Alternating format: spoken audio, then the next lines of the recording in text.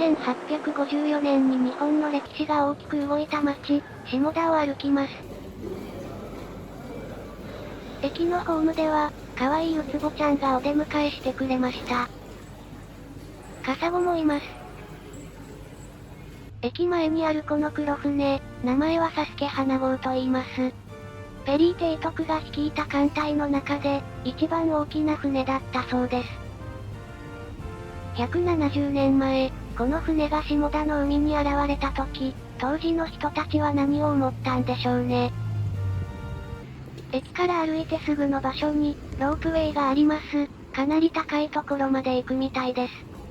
目指すのは寝姿山。名前の通り、ご婦人が仰向けに寝ている姿に似ていることから名付けられたそうです。あそこからだとわかりづらかった。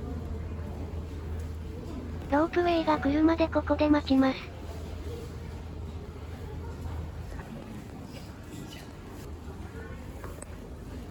この青いゴンドラ、実は有名な豪華列車のデザイナーが手掛けたものなんです。床は寄せ木細工になっていて、歩くのが少しもったいないくらいの美しさです。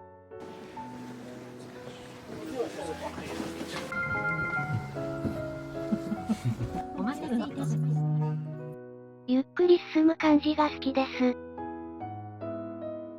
そしてとても窓が大きくて見やすい。上昇するにつれて、下田の街が小さく見えてきました。乗っている時間もちょうどいい。下田駅が見えてきました。あの電車は山の間を縫うように走り抜けていたんですね。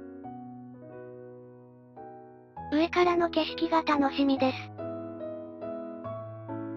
階段上がりまして、右にお入りくだ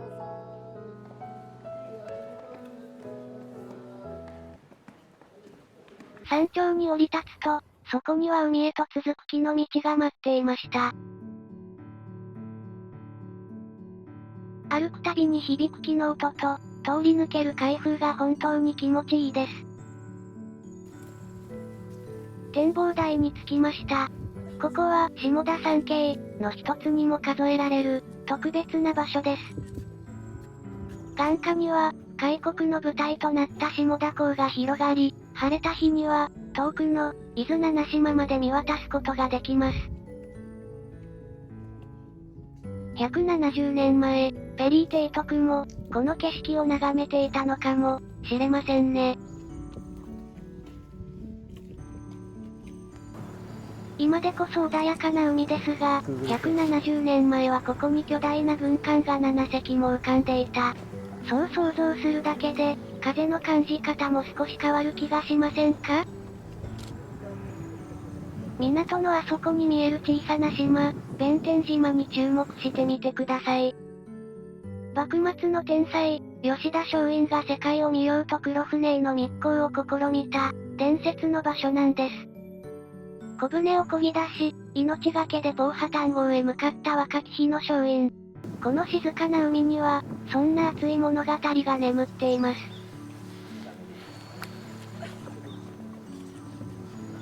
この開放感、空に浮いているみたいで本当に贅沢です。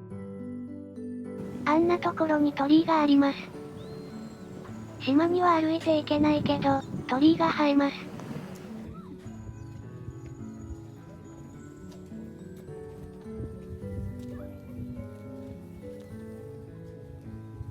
道沿いには、可愛らしい金魚がいます。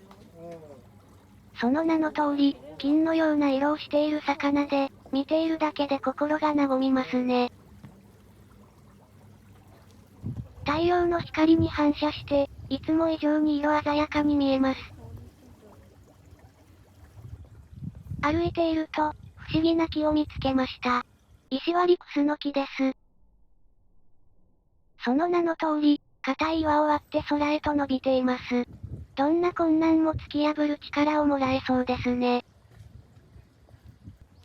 すごい神秘的。足元を見ると、台座に設置された不思議な怒りを見つけました。ニューヨークまで1万845キロ。台北まで1460キロ。この怒りが見つめる先は、世界と繋がっています。170年前、あの水平線の向こうからやってきた黒船も、同じ距離を越えてきたんですね。世界への距離を実感した後は、山頂に佇む美しいお堂へ向かいます。見えてきました。緑の中に映える、鮮やかな朱色です。ここは愛染明王堂。実はこの建物、奈良県の法隆寺にある夢戸の、お3分の2の大きさで再現したものなんです。ご本尊の愛染明王は、あの名仏師運慶の作と伝えられており、もともとは鎌倉八幡宮に安置されていたものだそうです。1000年近い時を超えた祈りが、今もこの下田の空の下に息づいています。縁結びや子宝の森本尊として、今では多くのカップルも訪れる、下田屈指のパワースポットになっています。皆さんの願いも、この風に乗って届きますように。ここに石を通すゲームもありました。やってみよう。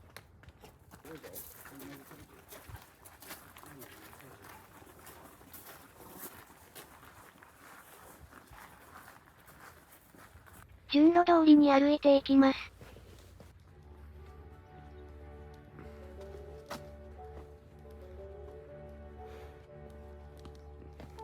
山頂の最も見晴らしの良い場所に、一人の男の功績を称える石碑があります。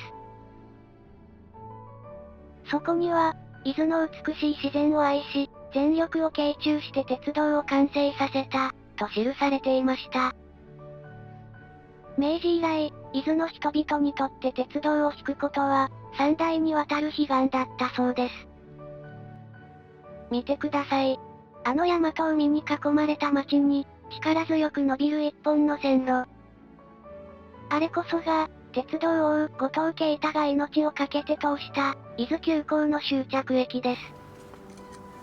第二の黒船、とも呼ばれた鉄道の開通が、この町を陸の孤島から、誰もが訪れられる観光地へ、と変えたんですね。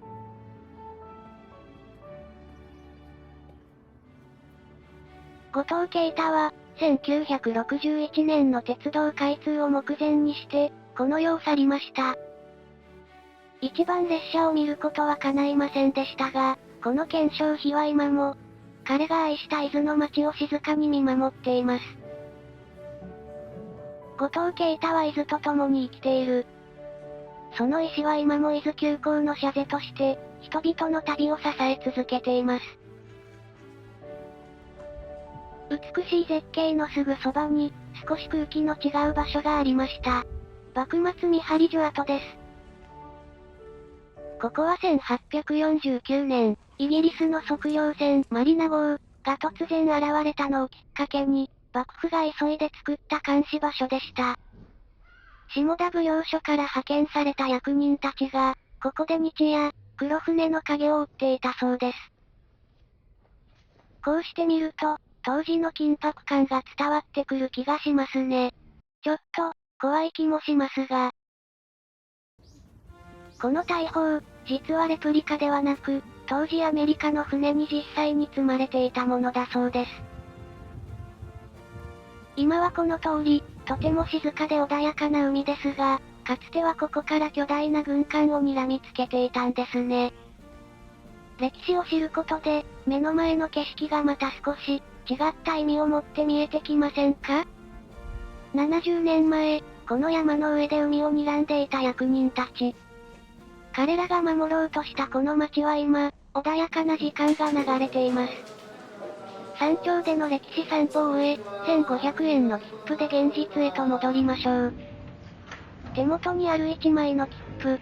これだけで170年の歴史を旅したような、不思議な満足感があります。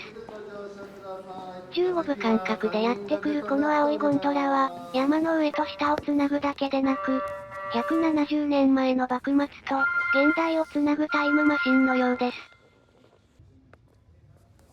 ここで少し、この景色を作った男の裏の顔についてお話ししましょう。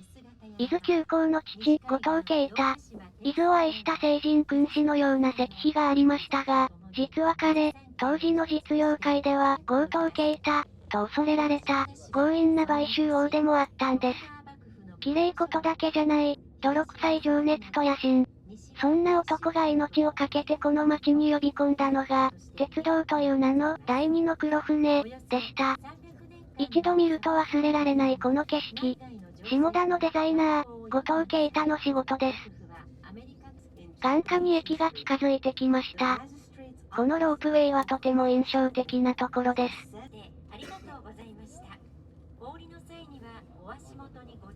さあ、地上に戻りました。ここからは、下田の街を散策します。黒船の街だから真っ黒なソフトクリームあります。見てください、この絶望的なまでに黒いソフトクリーム。名前はそのまんま、黒船ソフト、です。美味しかったです。見た目は石炭みたいですが、味は上品なチョコレートです。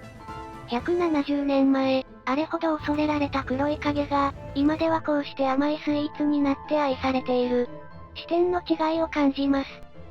ちなみに食べたら口の中まで黒船が来航してしまいました。これはデートで食べるときは要注意です。地上に戻り、最初に向かったのは八幡山報福寺です。ここは、歴史の舞台です。実は、あの坂本龍馬の運命が決まった場所でもあるんです。1863年、勝海舟はこのお寺で土佐藩主山内容堂に会い、龍馬の脱藩の罪を許してほしいと直談判しました。酒を飲めない勝が、龍馬のために酒を飲み干して許しを得た。そんな友情エピソードが残っているんですよ。激動の幕末に思いを馳せていると、境内の池で亀と金魚を見つけました。時代が変わっても、こうしてのんびりと生きる姿を見ていると、なんだか心が心地よい気がしますね。1837年のカノン砲と、寄贈された大きな怒り。これらは単なる鉄の塊ではありません。かつてこの海を埋め尽くした黒船の脅威と、それを受け入れ、世界と繋がることを選んだ下田の人々の勇気の記憶です。幕末の志士たちが命を懸けて世界を見ようとし、昭和の鉄道王が住民の悲願を背負って鉄路を引いた。この街には、いつの時代も、不可能を可能にしようとした人たちの熱い思いが渦巻いています。特別な物語を感じる、下田はそんな場所です。まあ、ロープウェイの割引券は忘れたし、口の中は黒船に占領されてしまいましたけれど。それもまた、旅のいい思い出ですね。さて、そろそろ駅に戻りましょうか。次は、あの金目鯛の列車が待っていますから。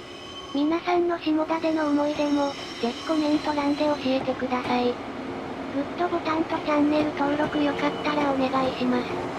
それでは、また次の旅でお会いしましょう。